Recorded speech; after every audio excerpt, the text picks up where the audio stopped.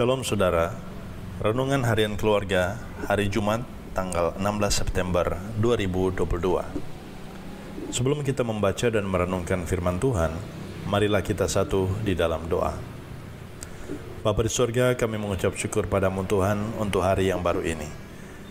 Sebelum kami memulai aktivitas kami hendak membaca dan merenungkan firman Tuhan. Kuasai kami dengan roh-Mu yang kudus, bukalah hati dan pikiran kami, sehingga kami mengerti apa yang menjadi kehendak-Mu dalam hidup kami. Di dalam nama Tuhan Yesus kami berdoa. Amin. Saudara-saudara yang dikasihi Tuhan, RHK hari ini mengangkat tema, jangan membuat patung berhala yang menyerupai apapun. Adapun pembacaan Alkitab terdapat di dalam Ulangan 4 ayat 15 sampai 19. Firman Tuhan berkata, hati-hatilah sekali, sebab kamu tidak melihat suatu rupa pada hari Tuhan berfirman kepadamu di Horeb dari tengah-tengah api, supaya jangan kamu berlaku busuk dengan membuat bagimu patung yang menyerupai berhala apapun, yang berbentuk laki-laki atau perempuan, yang berbentuk binatang yang di bumi, atau berbentuk burung bersayap yang terbang di udara, atau berbentuk binatang yang merayap di muka bumi, atau berbentuk ikan yang ada di dalam air di bawah bumi. Dan juga supaya jangan engkau mengarahkan matamu ke langit, sehingga apabila engkau melihat matahari, bulan, dan bintang, segenap tentara langit, engkau disesatkan untuk sujud menyembah dan beribadah kepada sekaliannya itu, yang justru diberikan Tuhan Allahmu kepada segala bangsa di seluruh kolong langit sebagai bagian mereka.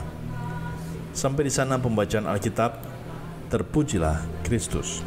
Saudara-saudara yang dikasihi Tuhan, kata berhala yang terdapat di dalam ayat 16 menggunakan bahasa Ibrani pesel, yang mengacu pada patung berhala yang terbuat dari kayu atau batu yang diukir. Sedangkan dalam Alkitab New International Version memakai kata idol, yang dalam bahasa Yunaninya disebut eidolon, yang dapat berarti patung atau rupa-rupa yang disembah atau diidolakan. Pada hakikatnya, berhala merupakan suatu istilah hinaan yang mengungkapkan asal-usulnya dalam pengertian ilah-ilah yang disembah bangsa-bangsa lain di luar Israel.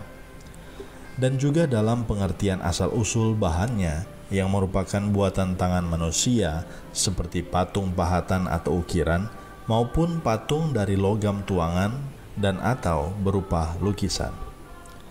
Dalam sejarah perjalanan bangsa Israel, telah terbukti bahwa sebelum mereka tiba di negeri yang dijanjikan itu, sudah ada kelakuan busuk dengan membuat patung berhala berupa anak lembu emas saat mereka dalam kegelisahan menunggu kembalinya Musa dari Gunung Sinai untuk menerima hukum Allah. Kita bisa membacanya dalam Keluaran 32. Bahkan ketika mereka hampir tiba di tanah Kanaan, terjadi peristiwa penyembahan Baal Peor di dataran Moab. Dengan demikian, Musa memberi peringatan yang tegas kepada bangsa itu melalui perkataan, hati-hatilah sekali. Perkataan serupa juga terdapat pada ayat 23 sebagai suatu pengulangan supaya mereka tidak mengulangi dosa yang serupa. Karena sebagai umat pilihan Allah, mereka memiliki hubungan yang istimewa dengan Allah yang benar, esa, dan hidup. Selain itu, penyembahan berhala merupakan suatu kekejian atau kehinaan di hadapan Allah yang membangkitkan kecemburuannya.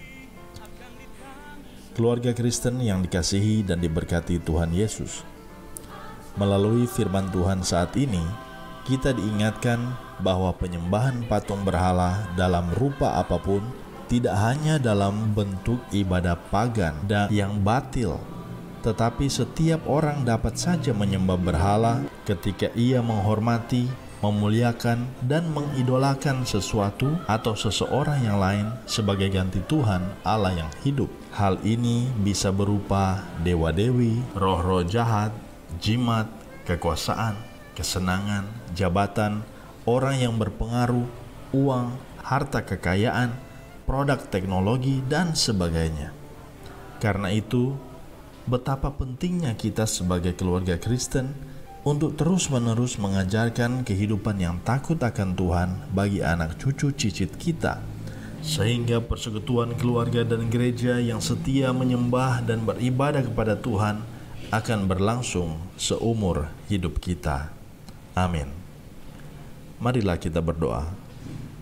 Tuhan Allah kami yang esa dan hidup, ajarlah keluarga kami untuk setia menyembah-Mu dan menuruti kehendak firman-Mu dengan tidak melupakan atau mengabaikan perintah dan ketetapan-Mu.